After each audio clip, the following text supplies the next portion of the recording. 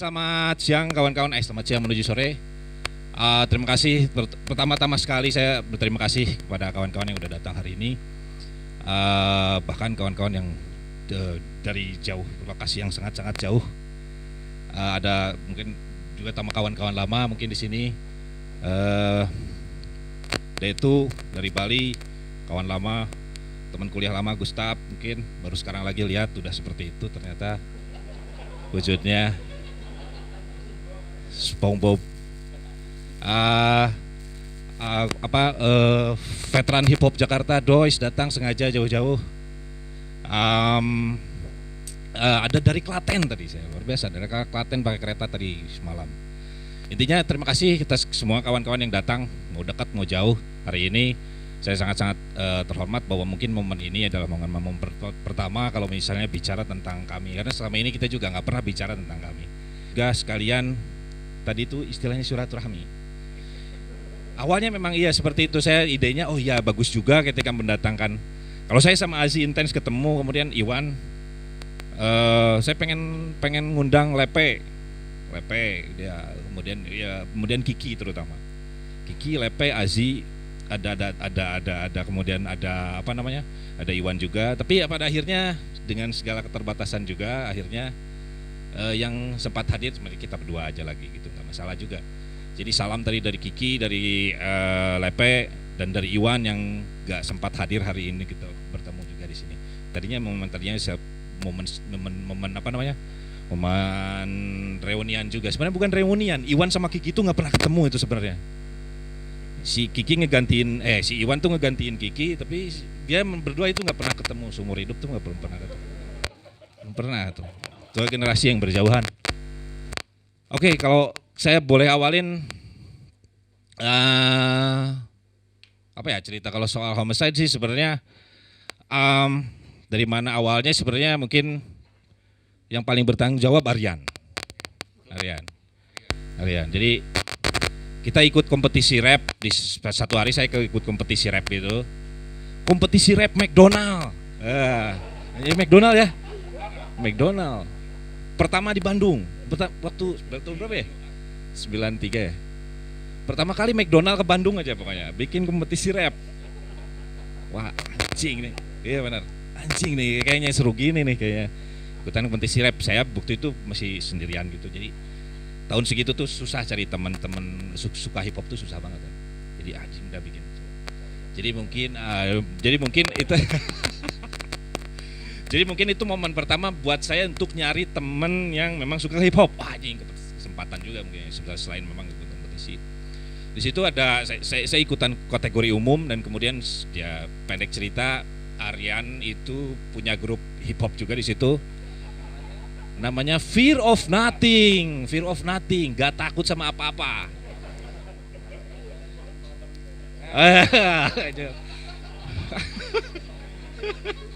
Ya benar.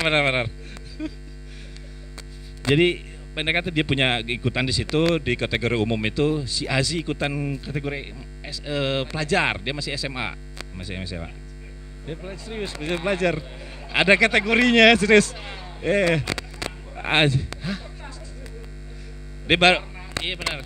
Itu ya kayak misalnya jadi ikut kompetisinya pertamanya tuh semifinalnya apalah penyisiannya saya lupa juga. Itu di Radio OS. Nah pertama kali di Radio OS itu ketemu. Kemudian di situ ada banyak kawan-kawan lain yang sebenarnya mungkin kawan-kawan hari ini gak akan nyangka dia kemudian pada dahulunya rapper. Ada yang tahu Sir Dendi? Nah itu Sir Dendi itu ikutan, itu penyisihan dia ikut di situ. Itu penyisihan ikut.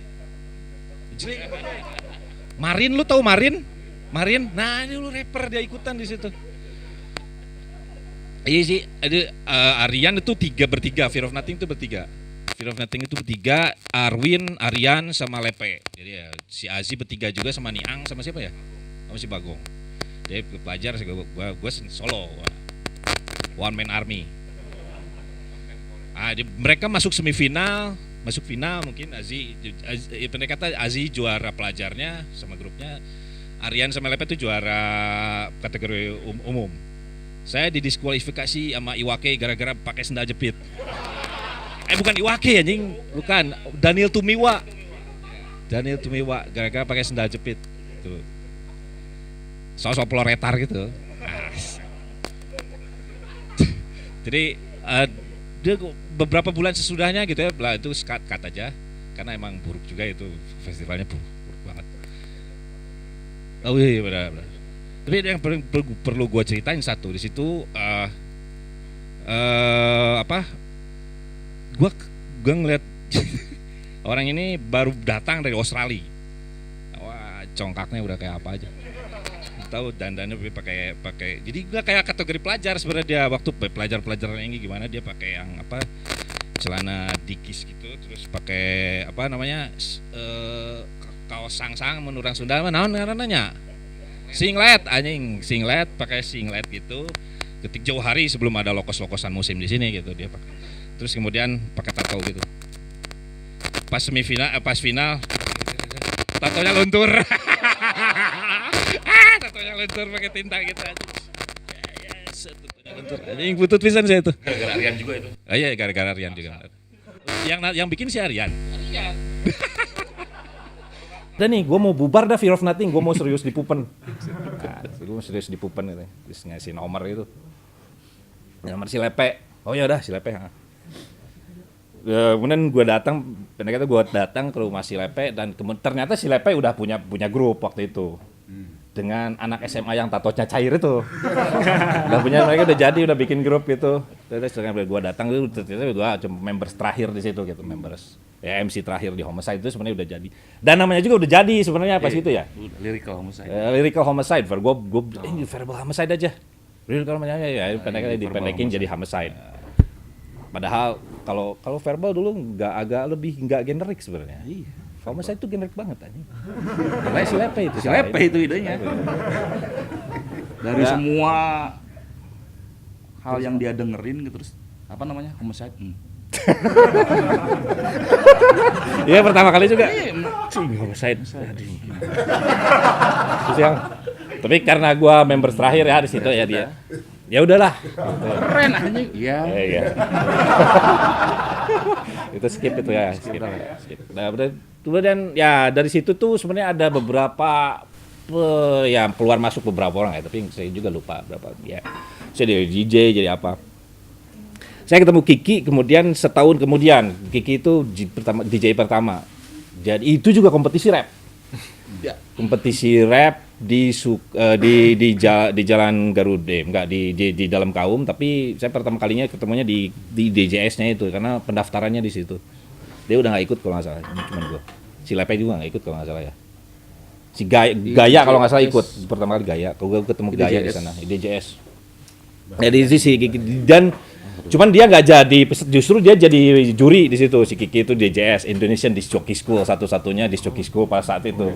Nah, jadi dia pengajar di situ. Jadi kemudian jadi salah satu pengajar. Jadi pengajar di situ gue daftar. Terus DJ. Aduh. Tahun sabaraha eta tahun 84, 85. Dulu DJ 85. Dulu DJ 85. Scratching deh. Makanya lu kalau dengerin remix dia Beastie Boys sama Rhoma Irama itu sebegitu bagus, emang jagoan saya tama anjing. Rhoma Irama aja Beastie Boys gitu jadi satu gitu kan, dengerin anjing jagoan sih itu. Oke, pendek. Dia jadi juri itu dan kemudian memang saya kemudian kalah lagi di situ juga sama. Yang menang itu Sindikat 31 yang menang. Sindikat kita dari Jakarta yang menang Sindikat 31 juara. Masih juga ini relasinya Kiki.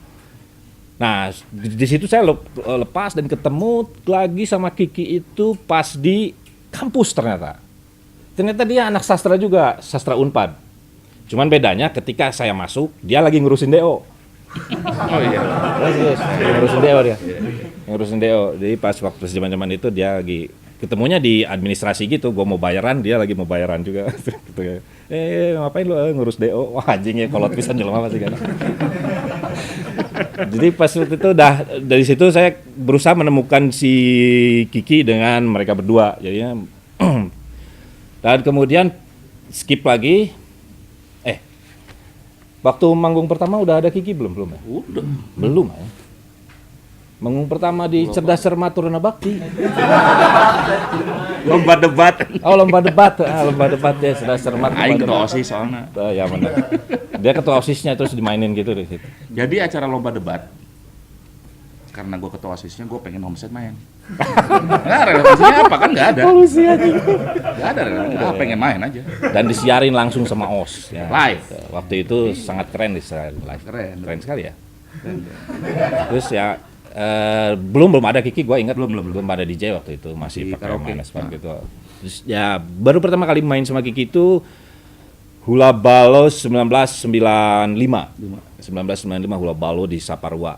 Jadi memang waktu itu kalau misalnya kita timeline waktu itu tuh Bandung tuh baru mulai fenomena scene independen di Bandung tuh baru mulai. Ada Reverse di sana, tongkrongan di mana, dan kemudian ada acara, hampir semua acara itu dari Saparua waktu itu. Jadi kayak Saparua tuh kalau istilahnya kalau zaman sekarang tuh si pusat kebudayaannya tuh Saparua gitu. Orang-orang main musik di situ, ada zin di situ, jualan lapak segala macam produk-produk kawan-kawan yang independen itu cuma ada di Saparua pas era itu.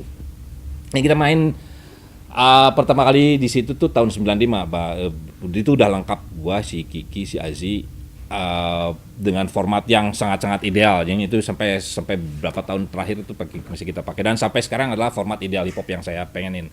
Cuman 2 turntables, 3 mic gitu, sederhana itu. Nah, kemudian pendek kata lagi, pas kapan ya?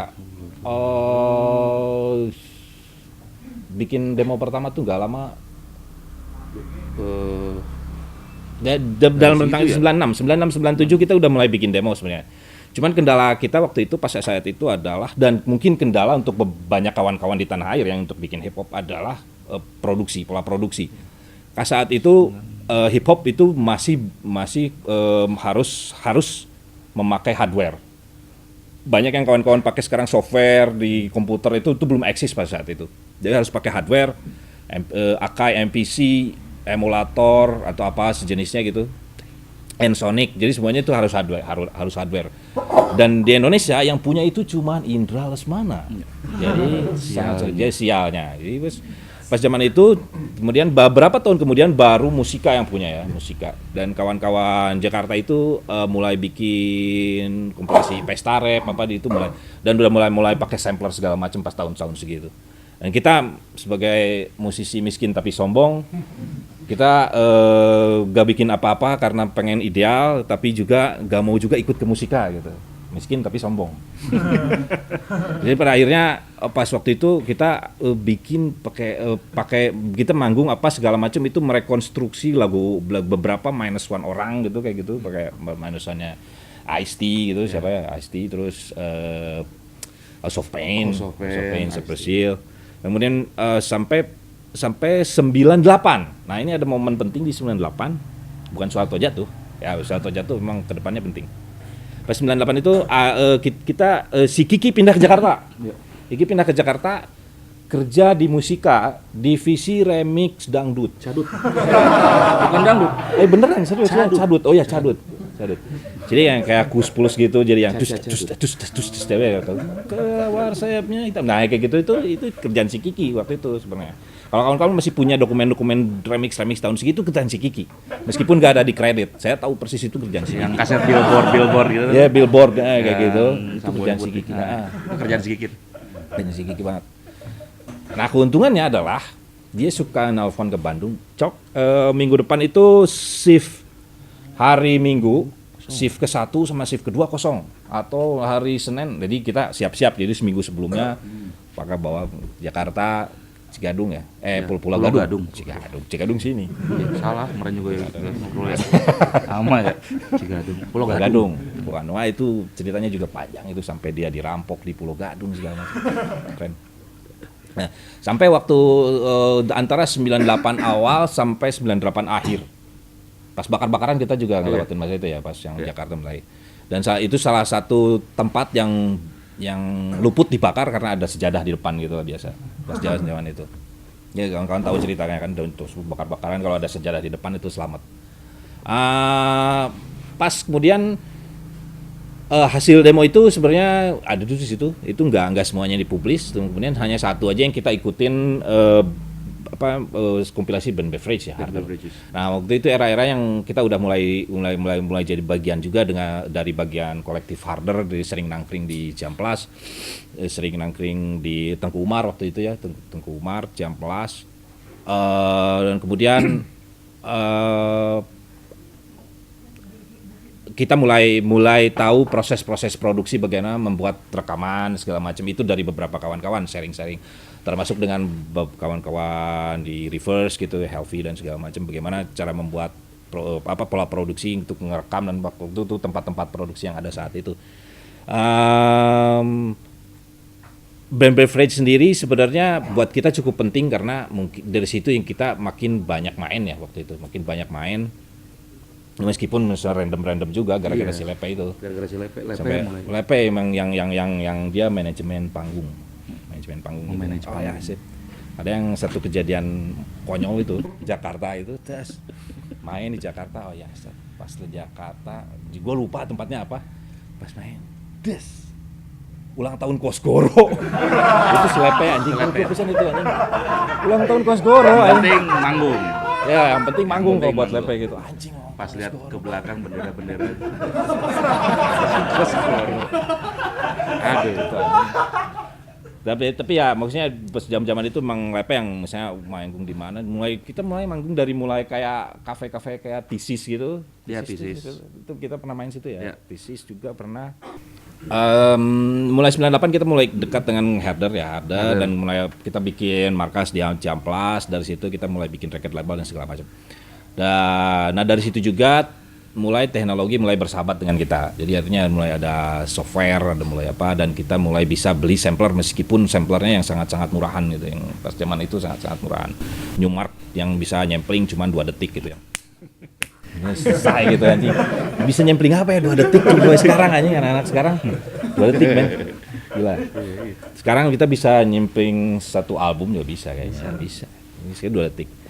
Tapi maksudnya pas mungkin itu momen-momen penting karena itu momen-momen kita mulai menulis album pertama. Jadi album pertama yang kita rilis 2002 itu, 2002-2003. Itu sebenarnya penulisannya mulai dari 99, 2000, 2001, jadi 4 tahun lah. Gila ya. Anak-anak sekarang bisa bikin album semalam, bisa 4 tahun. The greatest itu. Iya, 4 tahun lah. Gila. Mungkin itu salah satu alasan kenapa di rentang waktu 90-an kita nggak pernah ngerilis album. Pertama pola produksi, kedua nggak ada duit, ketiga congkak. Mau tawaran tolak. Ya, iya benar. Terus mau rilis enggak? Selain duit enggak. Selain musik itu apa ya dulu ya? Ya karena memang Si Habibie itu apa? Itu lucu juga. Ya itu Groove Records. ada Groove Records. Ya, Groove Records itu itu. kan beberapa itu, tapi ya mungkin karena kesombongan yang tak layak dicontoh lah. Jangan. Jadi kita gagal memproduksi album di rentang waktu itu. Jadi baru kita mulai itu karena kita mulai tahu pola produksi mulai kapan sih? Tahun 2002 dan itu pun ditolong sama teman-teman dari Balkoni. Jadi artinya ini Balkoni sedang dalam proses bikin album ketiganya. Bikin album ketiga. Ini ada shift sisa nih. Ya. Ada shift sisa ini kita masuk tuh. Artinya gitu. Ya, itu pertolongan teman-teman Balkoni. Nah, baru kemudian 2002 rilis album pertama, dan kemudian Kiki keluar dulu ya. Kiki keluar dulu, Iwan masuk. Saya menemukan Iwan itu di acara hip hop kaki 5 di dulu Bandung tuh ada acara hip hop kaki 5 di Dago. Nama acaranya memang hip hop kaki 5. Yang bikin si Gaya dan kawan-kawan. Dan saya menemukan anak SMP kelas 3 gitu yang Mau masuk ke SMA. mau masuk SMA waktu itu dia ya. Kemudian yang scratch-nya brutal gitu, anjing ini gila nih. Wih, mau masuk homicide nggak? Belum itu. Udah. Keduanya. Yang kedua? Pas itu kontes DJ. Kontes DJ. Yang di apa? 19 tuh.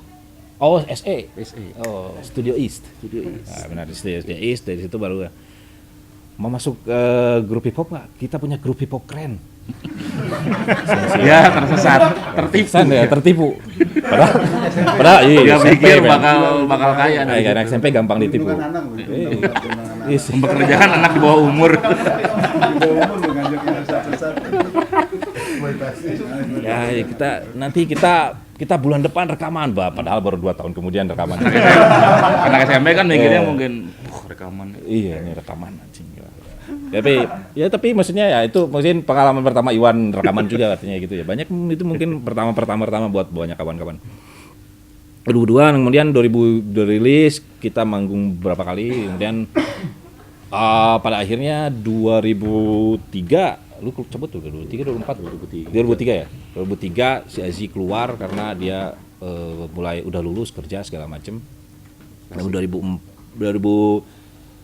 2004 itu otomatis cuman saya sama Iwan sampai 2005, dan kemudian karena ada masalah-masalah setelah Barisan Nisan dirilis, kayak rilis Barisan Nisan,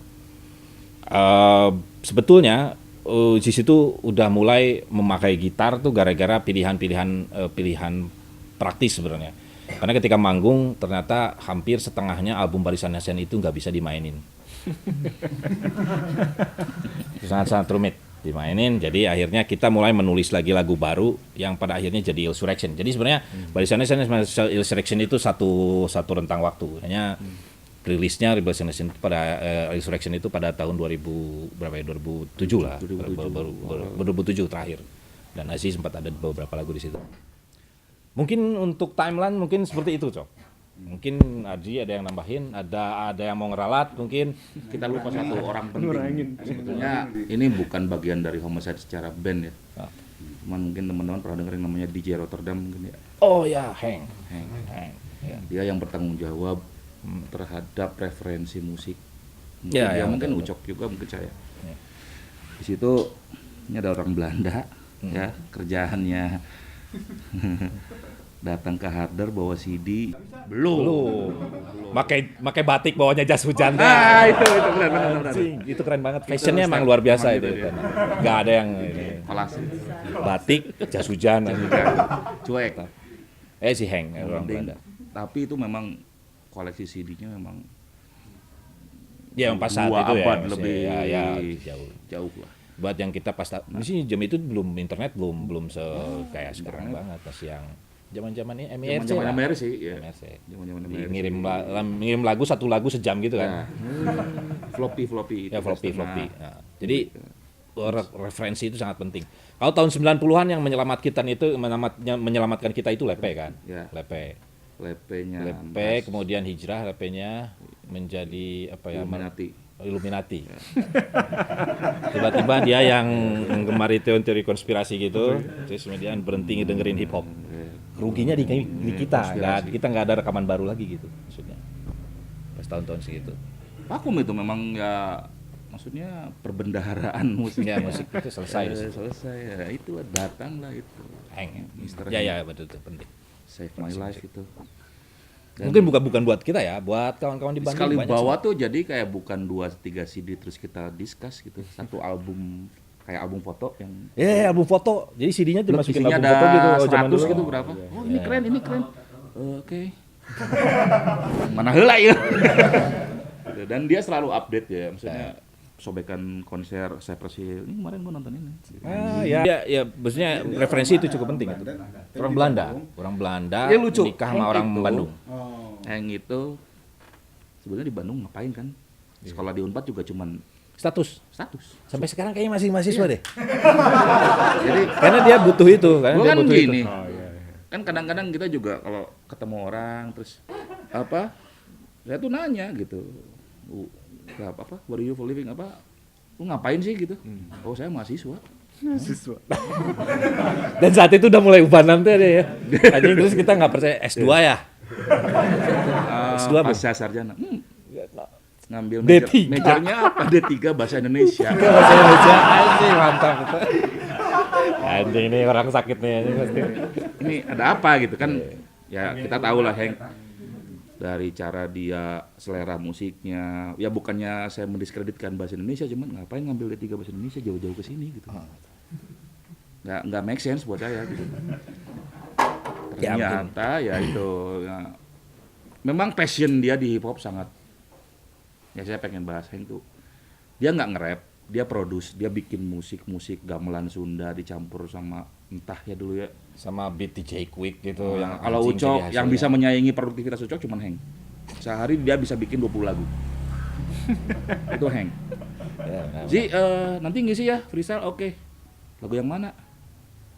Nanti gue kasih 60 lagu. benar. Oh ya dia Heng itu figur yang cukup berjasa buat hip hop di Bandung karena dia dalam rentang waktu 2000 berapa ya? 2000 sampai 2002. Iya, 2002. Dia itu ada weekly cipher. Jadi dia bikin namanya weekly cipher. Jadi buka studio ya di shift studio buka. Teleponin siapa kawan-kawan. Siapa yang mau freestyle datang ke situ. Gitu. Jadi dia Sesi dia freestyle. set up beat, set up turntable segala macem. Jadi siapapun yang mau datang silakan rekaman di situ gitu. Makanya ya Azim beberapa kawan-kawan itu datang ke sana gitu banyak yang dan dia menyimpan banyak artefak. Jadi sebenarnya itu di rumah dia kalau misalnya dia komputernya masih ada, Iya. itu dia menyimpan harta karun dalam rentang waktu segitu. Karena banyak rapper-rapper Banyak Bandung itu di bahkan Bandung. luar Bandung, Jakarta juga siapa beberapa orang, Dois gue lupa. Itu rekaman di situ. Jadi dia datang ke situ ngerekam freestyle. Lagu saya yang Pajagalan itu hasil sebenarnya hasil freestyle di tempat si Heng itu. Ya. Dulu juga ya ada beberapa lagu seperti itu. Itu dia cukup berjasa pas tentang waktu itu. Agen juga ya, dia agen. Iya. Jadi sebenarnya kalau mau diambil historinya kan kita nggak bisa ngambil historinya di ini apa gitu. Untung nggak ada lepe. Wah itu Illuminati itu. Wah ini pasti, Pasti. persekutuan Knights Templar. Knights Templar ini. Oke kurang lebih mungkin Karena seperti gitu. lah. Mungkin bisa ada beberapa kawan-kawan yang mau Ya nambahin. itu sih. Kalau Mau ralat, Dois pasti mau ralat Dois. Ada rentang waktu sama koneksi sama kawan-kawan hip hop Jakarta waktu itu dan banyak. Tidak seheroik yang kita bayangkan. Kecewa.